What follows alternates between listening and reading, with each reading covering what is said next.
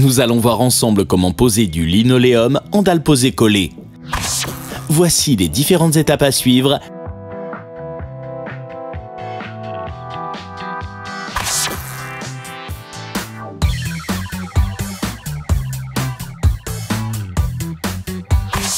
Et le matériel dont vous aurez besoin.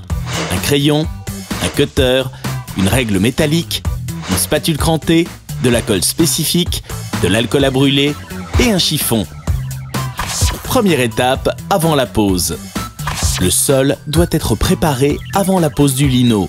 La pose des revêtements souples est fortement conseillée après ragréage du sol et l'application d'une couche de primaire d'accrochage. Le revêtement conservera ainsi toutes ses propriétés de résistance. Calculez le nombre de dalles de lino à prévoir pour tapisser le sol de votre pièce. Stockez les dalles souples au moins 2 à 3 jours avant leur pose dans la pièce. Deuxième étape, effectuez le tracé au sol. Tracez une ligne avec la règle métallique reliant le milieu des 2 petits côtés de la pièce et faites passer par son point central une ligne perpendiculaire. Troisième étape, calpinez les dalles de lino. Posez les dalles en croix le long des 2 axes pour simuler l'effet final. Vérifiez que l'espace restant contre le mur permet la pose de dalles de dimension acceptable. Sinon, déplacez le point central. Retirez ensuite les dalles sans perdre ce repère. Quatrième étape, posez les dalles de linoléum en pose droite. Effectuez la pose quart par quart de la pièce. Encollez le sol dans un décart sur 1 mètre carré environ à l'aide de la spatule crantée par mouvement circulaire. Posez la première dalle à l'intersection des 2 axes en pressant fermement et chassez l'air de l'intérieur vers l'extérieur avec la main. Poursuivez la pose en escalier en posant les dalles bord à bord, puis encollez le sol au fur et à mesure de votre avancée.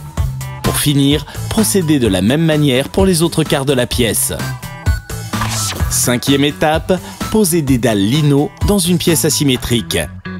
La pose se fait alors en prenant le mur de la porte comme référence. Tracez une ligne perpendiculaire au seuil de la porte et faites passer une ligne perpendiculaire à la première. Reprenez à l'étape 3 pour la suite des opérations. Sixième étape, posez des dalles de lino en diagonale. Effectuez les mêmes tracés qu'à l'étape 2. Tracez ensuite 2 axes à 45 degrés des premiers. Ils représentent la ligne de pose des dalles. Reprenez ensuite à l'étape 3. Septième étape, coupez les dalles de lino.